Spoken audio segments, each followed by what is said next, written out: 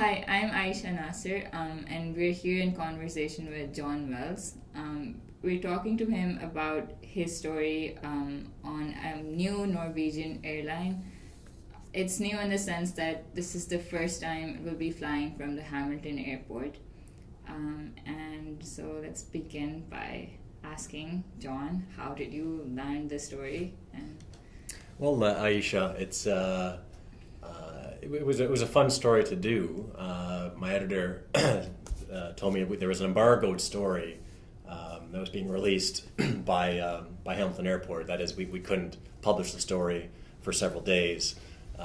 But in advance of that, I was invited to go to the airport in Mount Hope and meet with officials from Hamilton International Airport and also from Norwegian Air, which is, I came to learn, a fast-growing, low-cost airline based in Norway, but all over the world.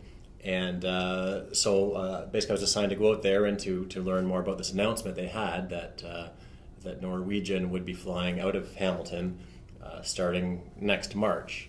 And so I went to the airport and interviewed a couple of executives from the airline and from the airport about this big announcement, which the airport was very excited about, and Norwegian was as well. all right, so were you excited about the story? Like when you went in, what was it like meeting the executives at the airport? I've always found, Hamilton Airport to me is a really cool spot. And in fact, after I came back from the airport, I said to my editor, Cheryl Steppen, I said, I should do a longer piece someday on the airport, just kind of hang out there. Because it just strikes me it's so small compared to Pearson, certainly, and the one terminal. It's just kind of a quirky place. You walk in there, and I'm sure there's security, but you don't see much of it, and it's a neat place to go, and certainly meeting with these the two men, the executives from Norwegian. I was excited about that. Here, they're they came over from overseas to make this big announcement, and I was curious what it would mean for the airport. The spec has covered business at the airport for years in terms of airlines that have come and gone. Paul Wilson, who's a veteran columnist at the spec, has written about this many times. He's written about how Hamilton Airport has broken his heart over the years because there's been so much expectation and hope on Mount Hope that the airport would turn into a major carrier, because it is so convenient for people. People who've flown out of Hamilton love it. You can show up almost at the last minute, and it holds a similar appeal to, I've flown, like many people in Hamilton I've flown out of the Buffalo airport many times, and it's a similar kind of thing where there's just less of that Toronto Pearson madness that seems to accompany every flight out of Pearson, especially when you're flying internationally or that sort of thing. So I was excited by the story and the opportunity to see what was going on and what it meant for the airport. Mm-hmm. So it's interesting you say that other airlines have experienced this in Hamilton. So is there, because other airlines have experienced this in Hamilton, they've come and gone over the years. So is there any sort of stigma that Norwegian Air will have to overcome? I think so. I think in terms of the public perception of this news, that they're going to be flying. The news is that starting next March, they're going to be flying a daily flight to Dublin. They're going to be billing it as a Hamilton to Europe type thing, with connections from Dublin. But although I've been to Dublin, that's a great destination in itself, and so that's big news. That's great. But yeah, the stigma that airlines have come and gone, and opportunity has been there, and then the rug pulled out from people. And I think some people in the area came to rely on Hamilton Airport for being a place they could fly out to go to certain destinations out west. I know my editor has family in Regina, and I believe they used to have flights to Regina, but they don't anymore. They do. WestJet has some flights out west, but not there. And WestJet, as I said in my story, WestJet used to, they considered Hamilton their eastern hub for a while there, and they were handling 1 million passengers a year, but then ultimately shifted that passenger load to Toronto. So yeah, I think that's a hurdle Norwegian will have to, and the airport will have to deal with, is that stigma, and I think that's why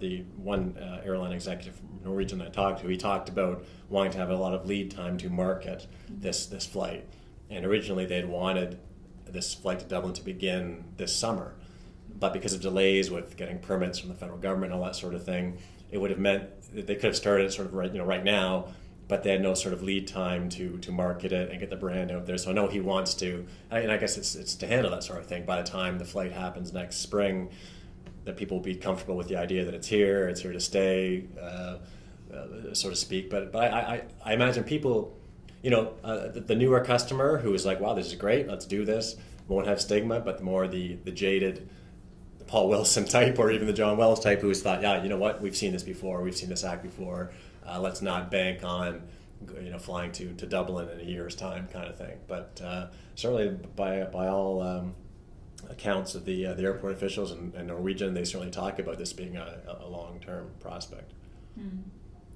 So in your article, there's a line where you write that Hamilton Airport's proximity to Toronto has seemed more a curse than a blessing. So can you explain this? Yeah, a curse and a blessing, which I think people probably see Toronto that way in many respects, right? As a neighbor, but for the airport, it's been a blessing, and it is a blessing in terms of Norwegian coming here, because they saw Hamilton as a good small or as they call medium-sized airport, where they can get their planes in and out really quickly because they're not congested. It's so manageable. It's convenient. That's a great marketing thing. But on the upside, it's so close to Toronto.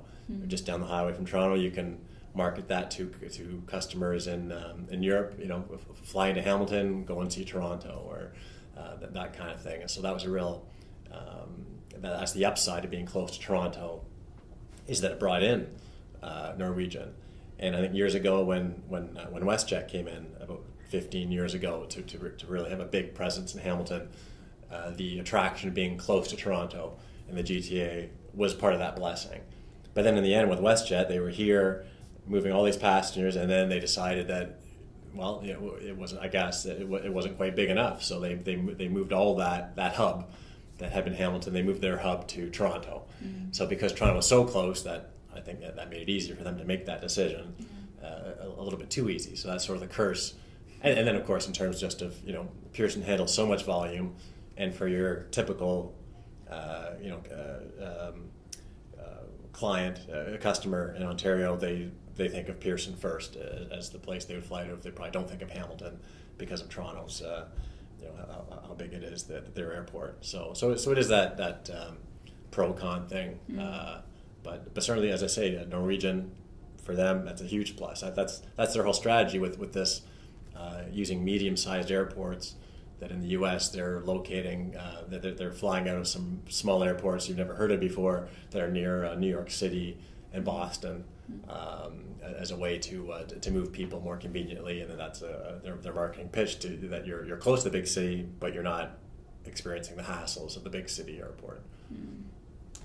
So speaking of marketing pitches, the chief commercial officer of Norwegian Air talked about millennials backpacking by air to European cities. So is this the age group, the target market specifically for Norwegian Air? It was an interesting phrase to use, that the backpacking by air. I've never heard that before, and that's certainly, I gathered, a big part of their target demographic for these low-cost flights, and certainly to these smaller airports, that they're trying to target the customer who, isn't looking to have the first class travel experience where they don't want the big lounge in the airport.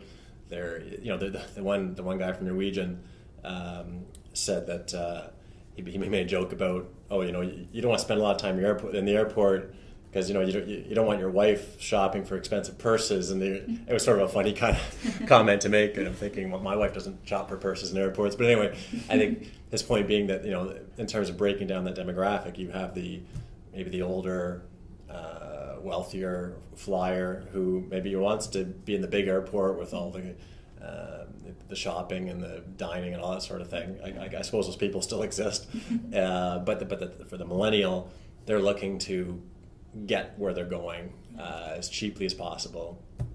And backpack. I mean, yeah, maybe they're not packing suitcases. They're just traveling with a backpack, a carry-on bag, because they want to get where they're going. And as he said, spend all their money on exploring.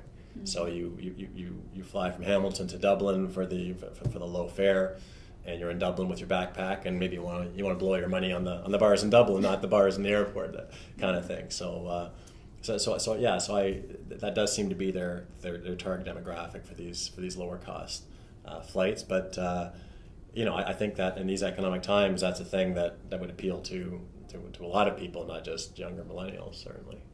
Mm-hmm.